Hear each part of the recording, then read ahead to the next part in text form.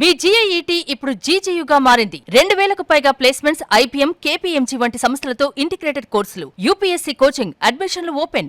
YouTuber నందన alias నందు ఆమె husband కలిసి చాలా మందిని మోసం చేశారు, చాలా మంది దగ్గర డబ్బులు కలెక్ట్ చేశారు అని చెప్పి వింటూ ఉన్నాం. అసలు అందులో నిజమెంత, ఎవరెవరి దగ్గర ఎంతెంత కలెక్ట్ చేశారో ఒకవేళ నిజమైతే ఇవన్నీ కూడా ఆ క్లయింట్స్ తోటి రెగ్యులర్ గా మాట్లాడుతూ వాళ్ళ కేసెస్ డీల్ చేస్తున్నటువంటి ఇంటర్నేషనల్ అడ్వకేట్ కావేటి శ్రీనివాస్ గారు లైవ్ కాల్ అందుబాటులో ఉన్నారు. ఆయన అడిగి మరింత సమాచారం తెలుసుకుందాం. నమస్తే అండి శ్రీనివాస్ గారు. నమస్తే అండి. నమస్తే. ఏం జరిగింది అసలు? ఈ నందు అలియాస్ నందన యూట్యూబర్, ఆమెతో పాటు ఇంకొక యూట్యూబర్ కూడా ఎవరో ఉందని వింటున్నాము. అసలు ఏం జరిగింది? ఎందుకు అంటే డబ్బులు అంతగా తీసుకొని జాబులు ఇస్తామని ఎట్లా మోసం చేయగలిగారు? అన్ని లక్షల రూపాయలు ఎట్లా చేయగలిగారు అసలు? ఇప్పుడు ఫస్ట్ ఆఫ్ ఆల్ అండి, ఇప్పుడు మనం అందరం ఇక్కడ ఈ బయట దేశాలకు వచ్చిన తర్వాత ఫస్ట్ వర్క్ పర్మిట్లు, దాని తర్వాత గ్రీన్ కార్డులు, పర్మనెంట్ రెసిడెన్సీ చేసుకుంటారు. చేసుకున్న తర్వాత వ్యాపారాలు ఓపెన్ చేస్తారు, కంపెనీ పెడతారు. కంపెనీ పెట్టిన తర్వాత వీళ్ళు ఇప్పుడు ఐటీ కంపెనీ పెట్టారు, దాని తర్వాత రెస్టారెంట్ పెట్టారు, కన్స్ట్రక్షన్ కంపెనీ పెట్టారు. 12 కంపెనీలు రిజిస్టర్ చేశారండి. చేసి అంటే మనం రిజిస్టర్ ఆఫ్ కంపెనీస్ ఇండియాలో అంటాం కదా, ఆర్ఓసి అని, అందులో చూసుకోవచ్చు వాళ్ళు ఎన్ని కంపెనీలు ఓపెన్ చేశారు. భార్యాభర్తలు కలిసి ఒక 12 కంపెనీలు ఓపెన్ చేశారండి. అందులో ఒక రెస్టారెంట్ కూడా ఉంది, ఫుడ్ డెలివరీ కంపెనీ కూడా ఉంది, కన్స్ట్రక్షన్ కంపెనీ కూడా ఉంది. ఇద్దరు భార్యాభర్తలు చేశారు. ఇప్పుడు మీరు బికాజ్ యూట్యూబర్ గనక, మీరు మిలియన్స్ ఆఫ్ సబ్స్క్రైబర్స్ ఉన్నారు గనక, వాళ్ళు ఏం చేశారంటే ఈ వాట్సాప్లలో, ఫేస్బుక్లలో మా దగ్గర ఉద్యోగాలు ఉన్నాయి, మేము సర్టిఫికేట్ ఆఫ్ స్పాన్సర్షిప్ ఇస్తాము అని యాడ్ చేశారు. వేస్తే జనాలు అక్కడ స్టూడెంట్స్, యూకేలో స్టూడెంట్స్ యాడ్స్ ఇచ్చారు. ఫేస్బుక్లలో, వాట్సాప్ గ్రూపులలో ఇచ్చారు. ఇస్తే ఆబ్వియస్లీ ఏమనుకుంటారు, ఈమె ఎంత పెద్ద ఫేమస్ ఆవిడ కదా, మరి కలుస్తారు. కలిసిన తర్వాత ఫోన్ లో కలిచారు, పర్సనల్ గా కలిచారు. కలిసిన తర్వాత ఏమందంటే నేను ఉద్యోగం ఇస్తాను, ఉద్యోగం ఇచ్చి మీకు స్పాన్సర్షిప్ చేస్తాను అంది. మరి వాళ్ళు ఉద్యోగం ఇచ్చి స్పాన్సర్షిప్ చేస్తా అంటే వర్క్ పర్మిట్ కోసమే కదండి.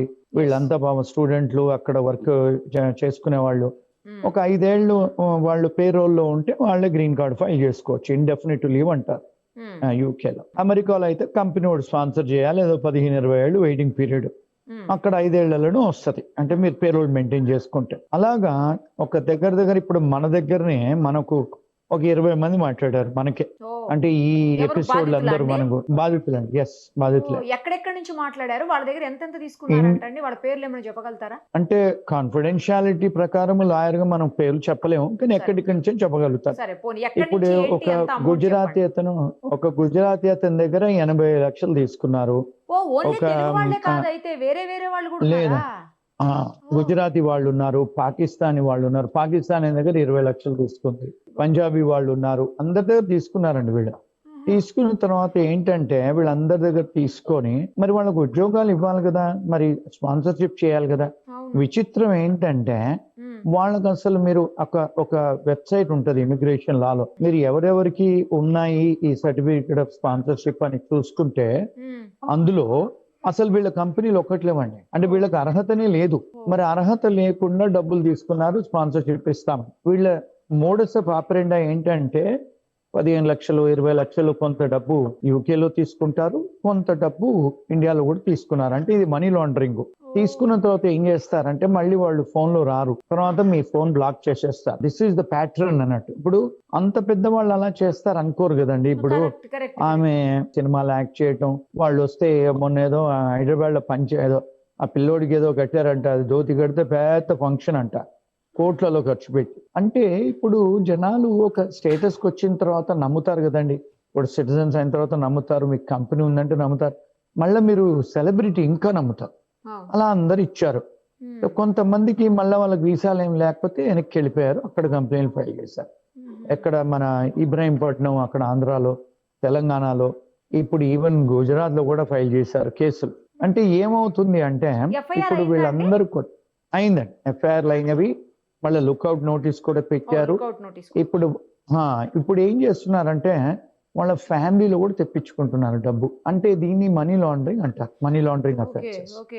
మరి అమెరికాలో డిఫరెంట్ బ్యాంక్ అకౌంట్స్ ఇచ్చారు, అక్కడ మీరు వేయించుకున్నారు, అక్కడ చేశారు, ఇక్కడ ఇండియాలో చేశారు.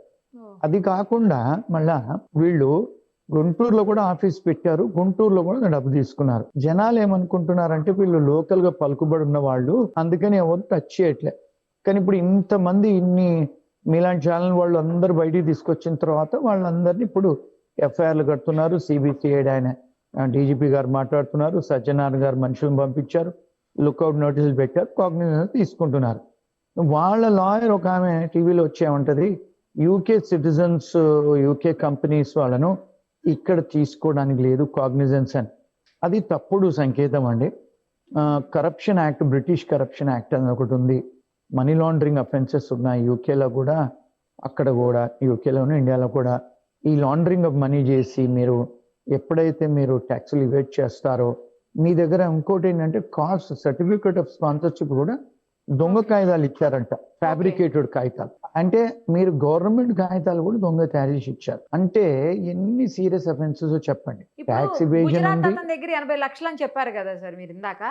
అలా ఇంకెంతమంది మీకు మాట్లాడారు, మీతో ఇంకెవరెవరు మాట్లాడారు, ఎంతమంది దగ్గర ఇంకెంత తీసుకున్నారు? మన దగ్గర ఒక 12 మంది మాట్లాడారండి. అందులో గుజరాత్ ఆయన ఉన్నాడు, పాకిస్తాన్ ఉన్నాడు, మనకు తెలుగు వాళ్ళు ఉన్నారు 2 రాష్ట్రాలలో. మొత్తంగా ఎంత అది కాకుండా కోట్లలో అండి, కోట్లలో ఉంది, క్రోర్స్లలో ఉంది. ఇప్పుడు యూకేలో మీకు 15,000 to 20,000 మీకు లోకల్ కరెన్సీ అంటే మరి పౌండ్స్ డాలర్ కంటే పెద్దది కదండి. ఇప్పుడు 1,000 pounds is equal to 1,20,000, 1,30,000. అంటే మీరు 15,000 pounds to 20,000 pounds అంటే మీరే చూసుకోండి ఎంత డబ్బు ఒక్కొక్క మనిషి దగ్గర. అట్ల దగ్గర 20-30 మంది అయితే మనకు కనపడుతుంది, తెలుస్తుంది. అది కాకుండా ఇంకో కొత్త విషయం ఏంటంటే ఈ మధ్యకాలంలో 4 రోజుల నుంచి నాకు కాల్స్ వస్తున్నాయి యూకే నుంచి, ఇండియా నుంచి కూడా. ఇంకొక ఆమె లావణ్య అని ఉందంట, ఆమె కూడా ఇదే ప్యాటర్న్ అంట. ఆమె కూడా యూట్యూబ్ ఛానల్ ఓనరు. ఆమె కూడా 2-3 కోట్లు తీసుకుందంట. వాళ్ళు బాధితులు ఫోన్ చేశారు. ఇంకా ఆమె కాకుండా నిన్నెవరో పాపం ఆంధ్ర నుంచి ఒక ఆయన మెసేజ్ పెట్టారు నాకు, సార్ ఎవరో గోవిందరాజ్ అని ఉన్నారు, ఆయన భార్య ఉన్న ఆమె కూడా 2-3 కోట్లు వేసేస్తారు సార్, వాళ్ళు కూడా ఫోన్లో రారు, మీరు చెకప్ చేయాలి, మాలాంటి బాధితులను మీరు చెకప్ చేసి చేయాలని నిన్న అక్కడ హైదరాబాద్ విజయవాడ నుంచి ఫోన్ వచ్చిందండి. అంటే పుట్టగొడుగులాగా ఉన్నారు వీళ్ళు యూకేలో. అంటే ఈ చేసి మరి తప్పు కదండి. ఇప్పుడు ఎవరిని కూడా చేయకూడదు. మళ్ళీ మన వాళ్ళు నమ్ముకుని ఉంటే మన వాళ్ళని చేయడం ఏంటండి. ఇప్పుడు వీళ్ళకి అంటే ఎలాంటి శిక్షలు పడే అవకాశం ఉంటుంది శ్రీనివాస్ గారు? ఎందుకంటే మనీ లాండరింగ్ కాబట్టి, అందులోనూ వీళ్ళు ఇక్కడ లేరు కాబట్టి తిరిగి ఏమన్నా ఇండియాకి రప్పించే అవకాశం ఉంటుందా ఈ కేసులో?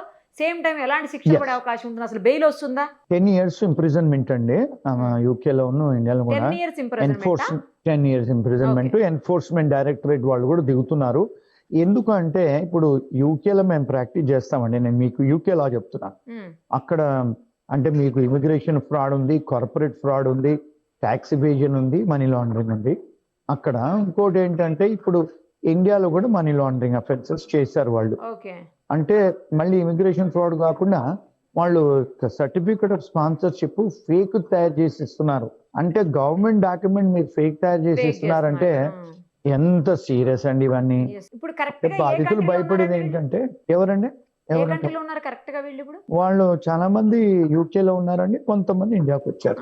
అదే కరెక్ట్ గా తెలియట్లేదు అంటున్నారు వీళ్ళ. అంటే వాళ్ళు ఎక్కడ ఉన్నారు నాకు తెలియదు అండి. అంటే వీళ్ళు మన బాధితులు, అక్యూజ్డ్ ఎక్కడ ఉన్నారో తెలియదు, కానీ వీళ్ళు మాత్రం మన విక్టిమ్స్ అంతా గుంటూరులో 2-3 ఉన్నారు, వచ్చారు మా ఆఫీస్ కి, విజయవాడ ఆఫీస్ కి.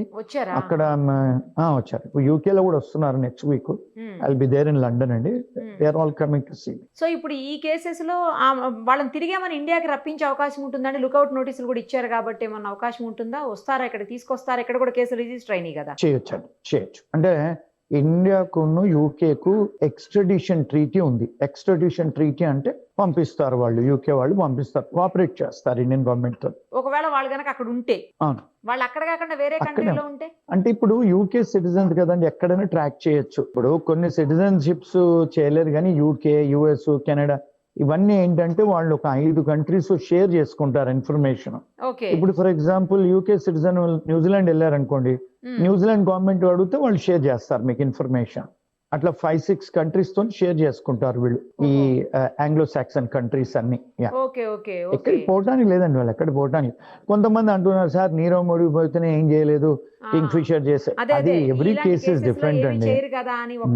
నిర్లిప్తత చాలా మందిలో ఉంది. అంటే వాళ్ళ ఫ్యామిలీ ఉన్నారు కదండి. ఇప్పుడు వాళ్ళ నాన్నగారు అకౌంట్ లో వేసారు, ఆయన్ని కూడా అక్యూజ్ చేశారు కదా, మరి ఆయన్ని పట్టుకొని పోతే వస్తారు కదా. వీళ్ళు ప్రాపర్టీస్ ఉన్నాయి, వేసారు.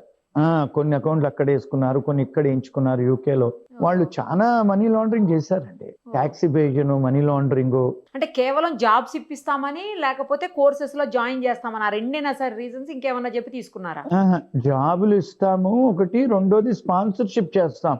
వర్క్ పర్మిట్ ఇప్పుడు ఎట్లయితే అమెరికాలో H1 ఉంటది కదండి, అవును. సిమిలర్ గా Tier 2 వీసాలు అంటారు యూకేలో. స్పాన్సర్షిప్ అంటే వీళ్ళు ఎందుకు చేస్తారు? వీళ్ళకేం అవసరం స్పాన్సర్షిప్ చేయడానికి? కంపెనీ ఓనర్ అని చెప్పి, కంపెనీ ఓనర్స్ అని ఇప్పుడు ఇక్కడ యుఎస్ లో కంపెనీ ఓనర్స్ H1 స్పాన్సర్షిప్ తీసుకొస్తారు కదండి, అట్లా. అలాగే ఇప్పుడు వాళ్ళు కంపెనీ పెట్టి Tier 2 వీసాలో మేము ఇస్తామని. ఇప్పుడు రెస్టారెంట్ పెట్టింది ఆమె, రెస్టారెంట్ లో వంట షెఫ్లకు జాబులు ఇస్తా అని చెప్పి చేసిందండి. ఒక అమ్మాయి నాకు ఫోన్ చేసింది, ఆమె డాక్టరు, ఫిజికల్ థెరపిస్ట్.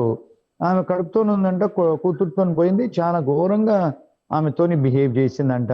5 గంటలు ఇచ్చిందంట, జీతం సరిగ్గా ఇవ్వకపోవటం, తిట్టడం, నీకేం తెలుసు అని. ఆమె ఫిజికల్ థెరపిస్ట్, డాక్టర్ అమ్మాయి.